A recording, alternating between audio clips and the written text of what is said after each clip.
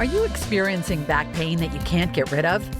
Getting migraines, vertigo, having trouble sleeping, and/or brain fog? Do you feel like your medical doctor doesn't understand your condition?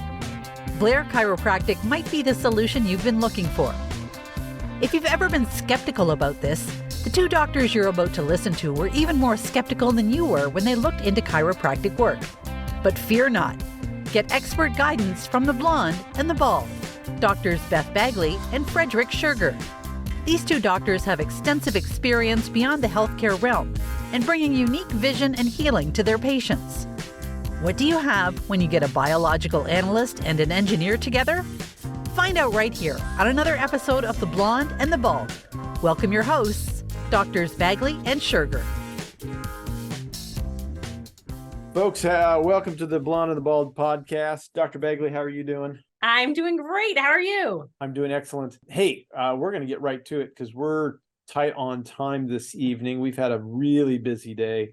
Oh, man. Yes. You've got, you're running solo without Dr. Ladd helping out. Yes. Or soon to be. Actually, she be? Future Dr. Ladd is what we're calling her. December, right? Yes, December. Okay, yes. So she's got a little bit. This will come out before then. But yeah, she's not allowed to be sick.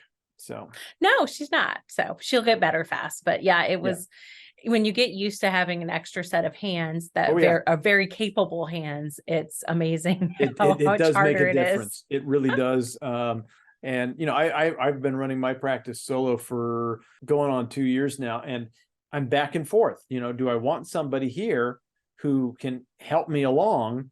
And I do, but quite honest. Well, if everyone hears about the podcast, then I'm going to have to get busy and be running around. And if anybody listening is a chiropractic student or doctor who wants a job in a Blair office, contact us.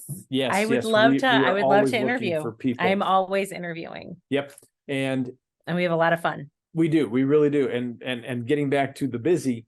Yesterday, I had a young lady call up for her boyfriend, and they've just gone through, you know, a bunch of stuff over the past weekend. He thinks he got into poison ivy.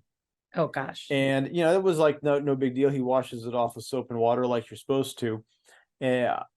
Come Saturday, he's waking up with this really intense pain across his scalp. It wasn't behind his eye, and that was, you know, that's obviously a big thing. He takes some ibuprofen, it's gone.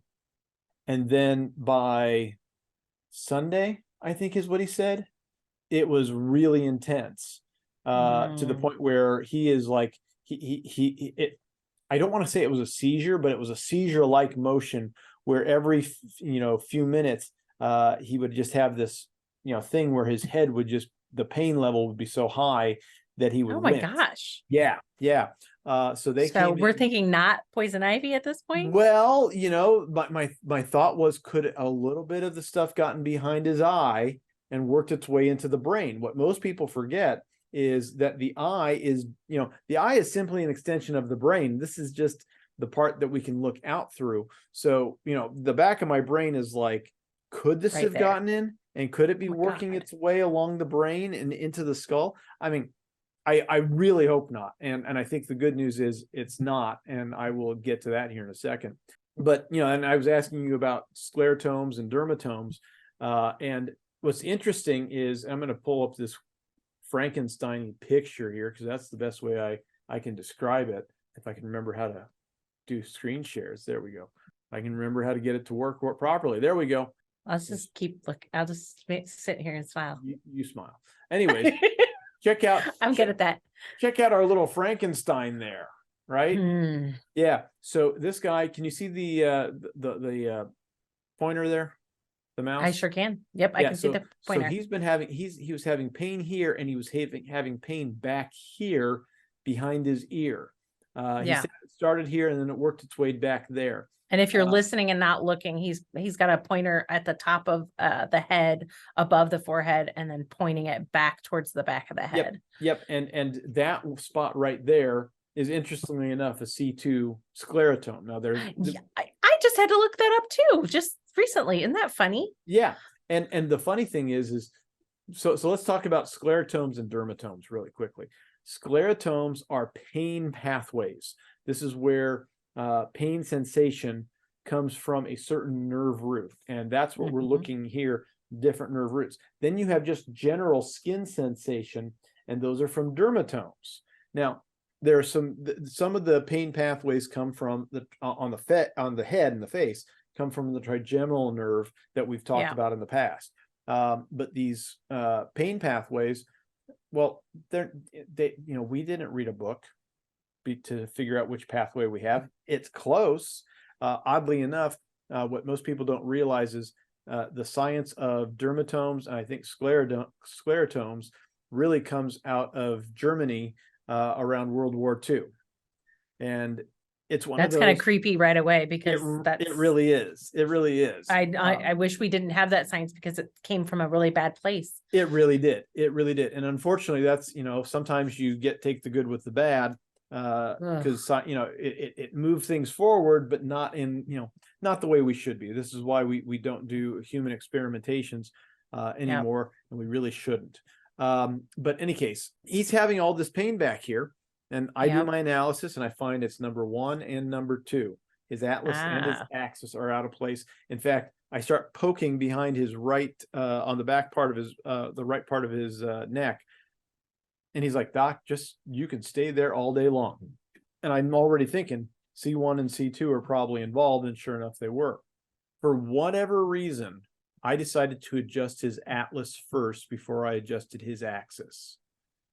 Interesting, because obviously why you said that that's such a big deal is because in the Blair work, it's a kind of rule is that you go lower to higher. Yeah. So you did higher first. And a lot of chiropractic does that in general, because they suggest starting low and working your way up to a higher neurological impact level. For whatever reason, things were pointing to C2 as having a bigger involvement. I wanted to do that one last.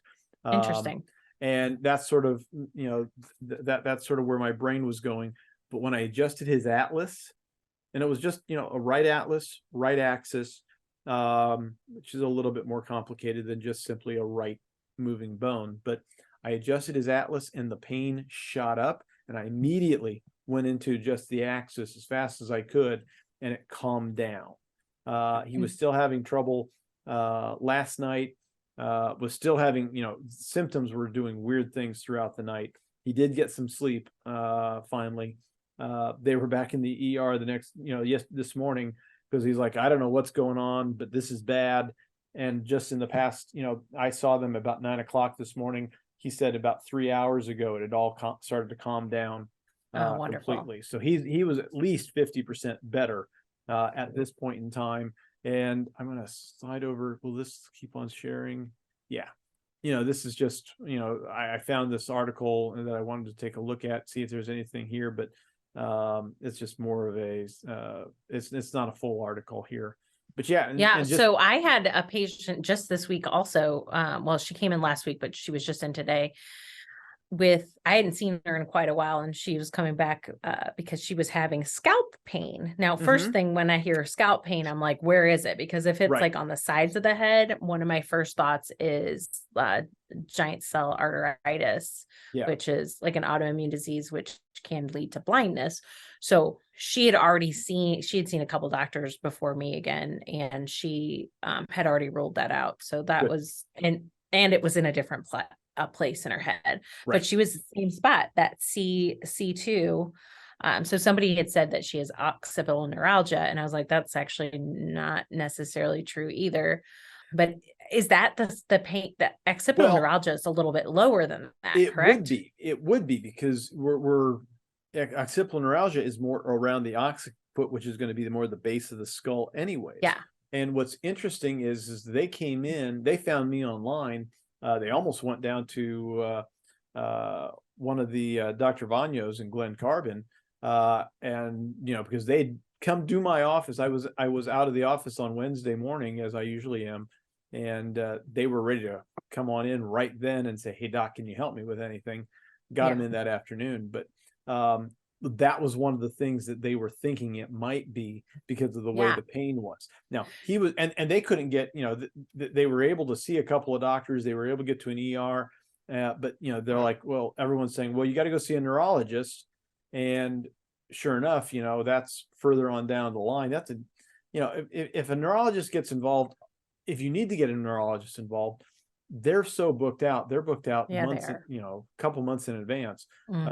So you might have to wait. And here's the good news: he's not going to have to wait. Now, what's interesting about this case here is if he came in contact with poison ivy and that sort of triggered things, he saw a new primary today because he decided he wanted someone new, and they suggested the possibility of shingles.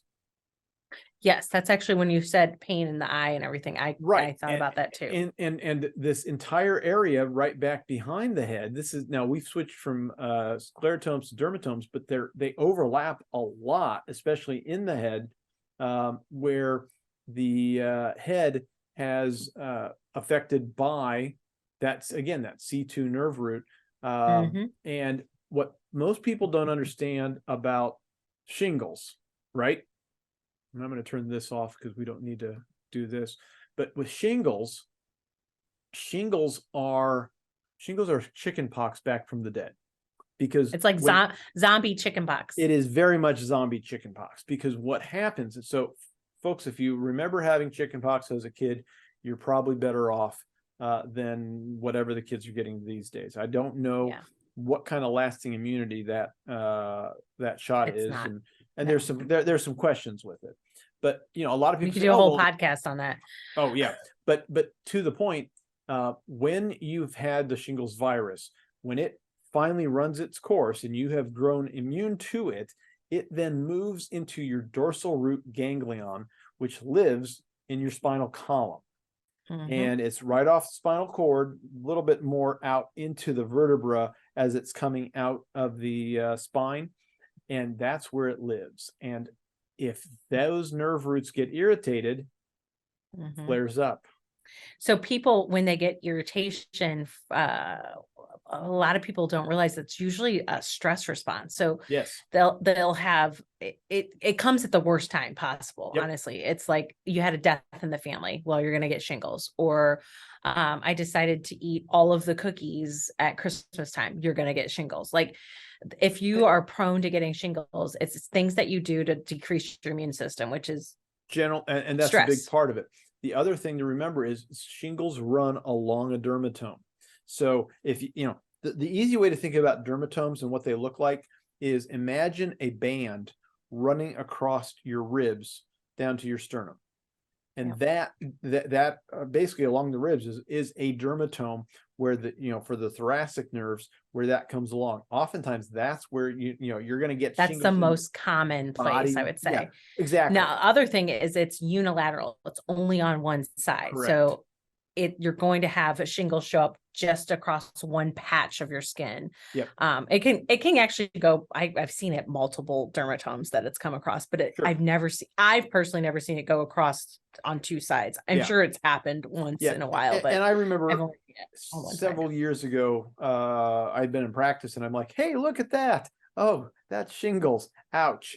And I went to go get adjusted, and it got better. And this is one of the things that most people don't realize about shingles is chiropractic has been helping it. And I'm just talking chiropractic, not necessarily specifically upper cervical, has been helping people with shingles forever. Now, two reasons. One, oftentimes you adjust that segment that's involved.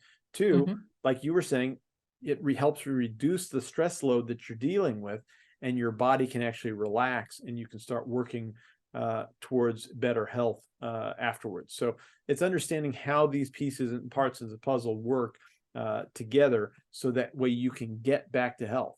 And like I said, this young man, I'm hoping that it just keeps on doing better, that he gets another 50% reduction, and by next week he's back at work. Side note, I'm knowing that's going to happen for him. The other thing about shingles, though, is that you have to consider chiropractic care as a long-term. You'll always have shingles. Yes. Like, it's always in your body. Yeah.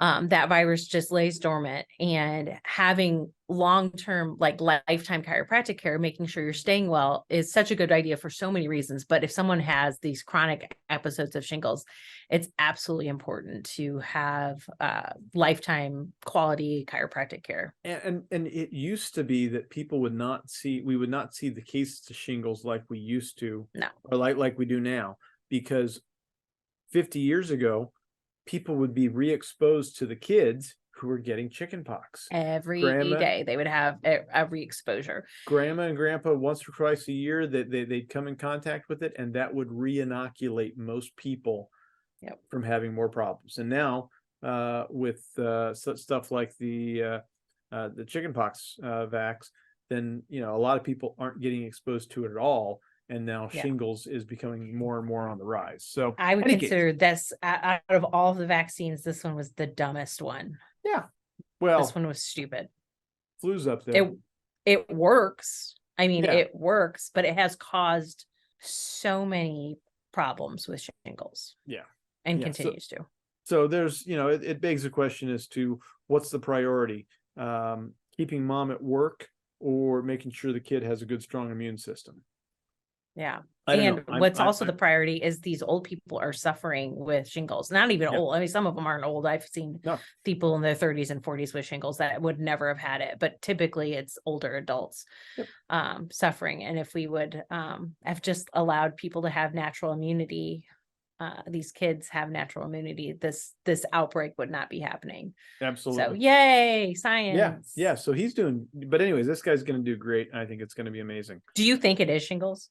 Honestly, it makes better sense to be shingles with the way it's happening. I think, as you pointed out, stress will start it, and I wouldn't be surprised that he had a little bit of poison ivy that caught up here, cleaned it off, but that back part of his brain was a little bit stressed on it. And then, here's the other thing: 1 and 2 were out. How do we get 1 and 2 out? Usually, there's some sort of traumatic injury. Last week he was working with an excavator, trying to go through rock, and the rock was bashing back at him. So that gives me goosebumps. That's so gross. he's working, and the thing is working against him and jostling him in the machine. And I confirmed the machine is awesome and has no problems, like no machine ever. So in any case, so no, the machine was jostling him around, and that could have been enough to push something over the edge, and then now he's got the problem. So the better answer, again, like you said, this is not, it's not a quick fix. In his case, it's a faster fix, but it's going to take time to maintain that going forward. Yeah. So my patient that had the scalp pain that was back here, I would say it was scalp tenderness. Like it like hurt for her to touch her scalp. Right. She started with that probably multiple weeks ago, and then called us and said, hey, could this be? And we're like, yes, it could be. So we've gotten her C1 and C2 adjusted last week, and then once this week, and it's already like tons better. So it wasn't shingles, it was just the C2 dermatome that was angry, super angry. And C2, I get to say this, I asked if I had permission. C2 is an a-hole. Yes. It is a chunky bone. It lives, if you take your fingers and run them down the back of, right in the center of your spine, run them down, the first thing you run into coming from the base of your skull down is C2. You've passed over C1 because you can't really feel it unless you're on the side. And it's just this chunky bone, and it's got 2 really big joints on the side that line up with C3. And those get really angry when they misalign. Us chiropractors, you might not even know you have a problem until we poke on it and you're like, ah, and you wince and get away from us. But we could typically figure out if it's moved posterior, anterior, and our CBCTs definitely tell us that. And sometimes we can tell with palpation too, because they are chunky bones. Absolutely. So getting them in place is sometimes a little bit hurt. It hurts a little bit, but not super painful. We can get on the joint and we can palpate it directly. And because it's easier to palpate, you can feel it. With the Atlas, we can get on the side That's about it. Yeah. And that's an inch of tissue even before we get to that. The joint itself, the joint that is the area that is going to be upset and unhappy, we're not palpating that. We cannot, dig a finger in that deep. I wouldn't want anybody to. Yeah, exactly. That's like surgery. It's exactly. Like, ouch. Exactly. So any case, that's just the fun with all of that. So, hey, I want, speaking of fun, you want to have, you want to go off into the weeds and have a fun little random topic? Always. So aliens are coming. They're coming to Mexico. I know. And that's what I want to talk about. That. Because I saw the debunk and I'm like, oh my goodness, this is the worst. I mean, are they trolling them? What's happening there? I think I think what people haven't realized is within the alien, there is candy because it's a piñata.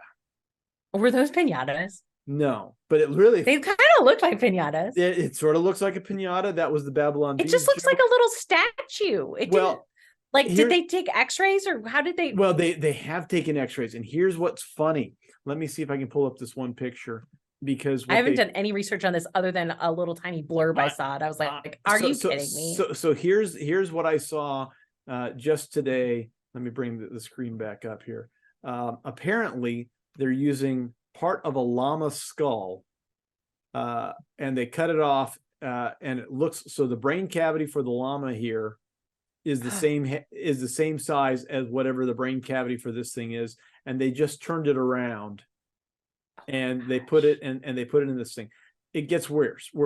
I don't know. Daily Mail has gone through and they've looked at the pictures, and I remember them. I don't know if we have the whole gallery of the x-rays. Maybe this one has the gallery. But anyways, this is off the Daily Mail. Oh, that looks so stupid. I haven't seen one all right, that close up. So like, what, we can't identify the DNA, and I'm like, well, you're not trying very hard. No, so I don't have, they don't have the good pictures, but apparently the debunk that I saw, they were looking at the fingers, and okay, there's an order there's a way that the fingers are the individual joints, the individual bones in our hand are ordered. Some of them were backwards. The femur on one side, it looks to be upside down, and on the other side it looks to be a tibia. As people who understood what the bones are in this thing, they're basically saying, well, that's not the right bone, and that's not a bone, or that bone's upside down and this one's cut off. So the whole is it possible that this isn't a 1,000-year troll? And what I'm saying about that is that somebody made up these things 1,000 years ago. I think the better possibility is somebody has figured out how to cheat the carbon dating, because I think that's very possible. Because we do know that you can cheat. Well, you can just use 1,000-year-old material. Well, a little bit of that, but they're looking for organic material, and the nice thing is, organic material really looks like it's new, but also the radiocarbon dating is looking to see, well, how radioactive is the material, because of the two nuclear bombs that went off. That's how the nuclear we can tell. Going back, new stuff has the nuclear material integrated into their systems, whereas older stuff doesn't have it. Any case, it's not real. That's totally not real. Yeah, it's just another distraction, because there is crap going down in the U.S. government. Well, this is the Mexican government, so the question is, it doesn't matter. It's all put together. But where are we talking about it right now? Where was it all over our news feeds? It was all over. Yeah, and then there was something else coming out at one of the other agencies was coming out with something tomorrow, I think. Well, the next thing is do we want to, everyone's saying, hey, we need to start masking again. I'm like, no, we don't. Masks didn't work the first time. Absolutely not. They do not work. Social distancing didn't working. Closing down and shutting down didn't work. And what did work is the mass, I'm not going to call it what it is, the mass jabbing. because it worked exactly like people wanted, the bad guys wanted it to work, because I have never seen so many sick people, resurgences of cancer and autoimmune diseases in my 20 years of being in health sciences. This is unreal, the amount of and destruction, death. I have to sometimes just not think about it because it makes me so damn angry and so damn sad. Right. And, the worst part is, you type in, and you might not be able to do this on Google because died suddenly. Well, there's that, but you might be able to do it on Brave. And I'm just typing myocarditis and COVID and seeing what comes up in the search, because there's a lot of stuff that suggests, hey, there's not a problem. And then there are some CDC Gov here has something that basically says there seems to be an increase. Now, is that an increase? I don't know. Is that an end all be all? Research has lots of problems, and can we trust any of the data? I don't know. I heard Scott Adams talking about it today, and he says, well, how many people do we know if people who are overweight got more vaccines? We don't. Wouldn't that be an interesting fact to know? So if you don't ask the right questions and don't ask, and don't connect the right dots, people who were healthy during the last pandemic, during 2020, really had no problems with this. People who had unhealthy lifestyles, too much body weight, any sort of comorbidities, which oddly enough did not include asthma and other respiratory problems. Interesting. Yeah, right. They were having problems with it. But in any case, the question comes to, if you are healthy and taking care of yourself, getting enough vitamin D, being active, getting outside, generally you had no problems with this with COVID-19. So let's get back to the distraction again. Yeah. Aliens. Yes. Do you think they're going to bring viruses with them when they come? No, I think they already did. They dropped them off. So do you think COVID could be an alien virus? Who knows? I think no, it was from eating bats. That's what it was from. I'm very definitely convinced, eating bats. I'm certain it's from a lab, and again, it's not. I don't think it was malignant. I don't think there was an intention to release it. Wait, though, why would they even make it then? Oh, that's this is my whole thing. Is like, okay, maybe the lab leak itself wasn't on purpose, but why would we even? Oh, there are so many... the making of it is malignant. Like the reason they were trying to create it is so a bad. Many problems, surely, with the fact that we are that we were even making in the first place, because this is gain of function research. Gain of function research has so many problems because of the possibility of it getting released into the wild as it did. Like I said, I don't think they did it on. They were doing the research on purpose. Releasing it into the public was a mistake. And I believe the releasing of the public is probably more due to incompetence than it is to somebody who was trying to be mean or trying to release something out to the world. I think I think there still is a possibility it was released on purpose. I think there's the timing of it, all of that. I do think there's a possibility. I think the bigger issue at hand is less of the on purpose and more of the incompetence. There is more when you start looking at the world, and you and I both worked in the professional, outside of chiropractic. We live in a interesting little bubble compared to working in industry. And my experience in industry is I went to a lot. I was the guy who brought the robots into the plant, and then we would go. I would set it up. I'd learn a bit about their process, so that we could optimize and make everything as efficient as possible. And then I was done, and I'd move on to another plant. And one of the things, some companies very quickly were like my stars, the folks that I wanted to go work for, because I knew they were competent. I knew they were on top of their stuff. They weren't messing around. And then there were others that I quickly realized, nope, this is going to be a problem. And I'm going to be here for a while. And I'm not going to say which companies were which. I will say that if I worked in an auto plant, odds are that I would never buy one of their vehicles. So with the exception, and I will say it, Nissan was fantastic to work for. The old Saturn, the original, Saturn. Yeah, Saturn that's gone. Saturn that's gone. Back in 96 when I was there, 96 late, they were fantastic. But others, I'm not going to say anything because, we can get in trouble. But yeah, there were companies that I'm like, these people are competent. They understand what they're doing.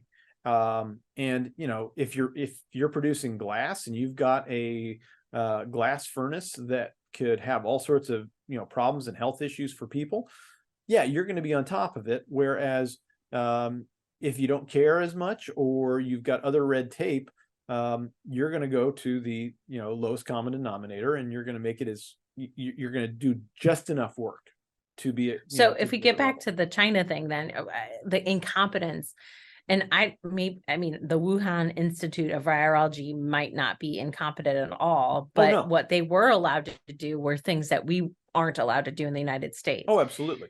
Which is the gain of function. And that lab was only a class 2 lab. Now, I don't know, your husband actually probably knows more about this, the class labs and how much every lab is designed so that you can't have something escape and how it can be detected. But it's still a matter of understanding what will allow something to break through and cause a potential outbreak like it did. And, maybe it should have been a class 3 or class 4 lab that they should have been playing around with to have this stuff. Or maybe we shouldn't be doing this kind of research of gaining function. That gaining function, like we're like making things that will make humans sicker. More virulent, more likely to pass. They want you to get sicker and want it to be easier to pass on to others. Exactly. And so that they can release it into a population as warfare. Yeah. And the problem with pathogens is they don't know borders. So if you release it into the population, it goes everywhere. In this day and age, we saw it in live how it went from one place to another. Well, and now it's everywhere all the time. And then there's the argument that they can, that it could be selected for certain genetics, right?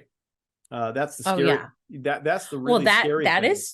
That's super scary because that can be used as genocide. Very much so. But it gets back to the point you made, is they don't care. The pathogen says, oh, I only attack this person. Well, wait a second. I don't have enough of these people to attack. I need to learn how to attack those people because that's my next. Learn. And that's it the learns. next variant. And that's the scary thing, is it does go. We are not all that different on this planet. 99 something like 98% of our gene is identical, even just between you and me. Yep. That's one to think about.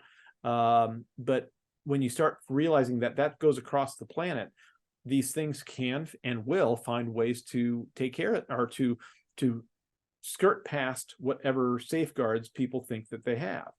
One of the things they should have said early on that they didn't want to. Now it looks like the CIA was involved in trying to cover it up. Great. But one of the things that they should have said early on is this was made in a lab. The people who were funding it should have gotten nixed, gone to trial, potentially thrown in jail if that was the pathway that it should go. I have qualms that I think that it should. But at the end of the day, if they had said, hey, this is a man-made virus and we've come up with a vaccine, a solution that will protect you from some said man-made virus, except for the virus keeps on being a respiratory virus, as all respiratory viruses are. It changes frequently. And that's been always the biggest problem. But here's the thing. What do I trust first? What do I trust more than a screwed up virus? Do I have more faith that a virus that someone made in the lab will be fixed with a vaccine made in a lab, or do I have more faith in the power that made the body, can Yep. heal the body and help overcome things? Because here's the thing. How long have we been on this little blue marble? Long time. How many things have we overcome? A lot. Lots. And, we've been through plagues. People have died in the past. And I don't know why they have samples of the Black Plague in some lab. And I know they do, because they've said they do. They absolutely do. But that is a bacterial infection, right? Sure. I mean, yeah, wash your hands, I'm just saying, like, that one these days, bubonic plague would be at least somewhat treatable. Yeah. Because it's not a virus. But I think, am I right? I think I'm right. I think that seems right. It was soap and water. It was soap and water that. Yeah, it was taking care clean of it. water. We need clean water and stop getting bit by rats. Yeah. But the immune system is wonderful and gorgeous. How it's just like, I watched this video yesterday of it was just this random guy, this random YouTuber, and he took a drop of his blood and he had some sort of bacteria or something, and he put them on the same slide and just smushed them down so that you could see the like one single line and see. Right. And he just took videos of his white blood cells coming to the pathogen and exploding the bacteria. Yeah. It was beautiful. It's unbelievable, these killer cells that we have that work perfectly if we are healthy enough for them to work. Exactly. And that's the thing is not having good communication between your brain and your body, poor diet, lack of sunlight, all of those things affect your immune system. Yep. And you have the power inside of you to heal from so many things if you just let it function the right way. Exactly. And that means maybe not doing some things that you really like to do and doing some things you don't like to do. Yep. And quite honestly, I've got more patients. I've one of my what is she, 82 maybe 83 somewhere, she's in that age range. And she's like, I do not miss my chiropractic appointment because I know I will be able to be stronger and keep on going. She hit the gym this morning, as she always does before she comes in to see me, and she was holding her adjustment, and she was happy that she was holding her adjustment because she's been running around like crazy. I'm like, go take a nap. You deserved it. Am I frozen right now? Is my screen frozen? Okay, you're frozen on my screen, but as long as you're not frozen on your screen, you're the one recording it. Well, exactly. You're moving now. Okay. Yeah. But the it was weird because you were just pointing at me like it. I can do that anyways and just keep on talking like this. We'll dub in something else later. Maybe we use this as a meme sometime at some other time. It could be. You might be famous. I hope not. Not that way. I'd like it. I'd like some face like that. Exactly. That you wouldn't. Yeah, that's the problem. But if I get to go places on vacation or something for free because people want to meet the meme, you might be like, oh, you're the person. Yeah, you're that lady. It's like, yeah, crazy. But in any case, yes, this is why we get our heads on straight. This is why we get adjusted for our immune system. Neck and back pain are important, but like, it's not about just that. It's about your whole body being healthy, and you have the power. Yes. You just have to unlock it. Yep. All right. It is 8 of 7. How does that work? It is time we need to wrap. Dang. So you get to your thing because you've got stuff, and I've got kickball. You've got kickball. I've got my smoker to put together. I don't know if that'll happen tonight or not. You got a good new smoker? I was actually considering buying a smoker. I will get you. I'll let you know. Okay. This is the same one Dr. Vanyo I told Tim to get, and he loves let me it. know how it is. No, because it's or you could awesome. just smoke. You could just smoke me some meat, and then I'll just come pick it up. I may have to do that next time you're driving through. Any case, Dr. Bagley, where can they find you? You can find me in St. Louis. I am Precision Chiro STL. We're on the west side. You can find us on all the socials, and we are a lot of fun. So come find us. Absolutely. And I'm at Keystone Chiro SPI in Springfield, Illinois. KeystoneChiroSPI.com. And give us a call if you are looking to figure out ways to improve your immune function, to improve your overall health and well-being, we're the people who can help you, and you don't have to drive necessarily 2.5, 3 hours to get that improvement. So, all righty, everyone, you have a great week. We'll see you next time. That's all for today's episode of The Blonde and the Bald. Don't forget to like, share, and subscribe. If you enjoyed today's show with Drs. Bagley and Schurger, remember, don't give up and just live with the pain. Come back next week and get more answers and solutions. Visit our websites at KeystoneChiroSPI.com and PrecisionChiropracticSTL.com for more info, and catch all the episodes of The Blonde and the Bald.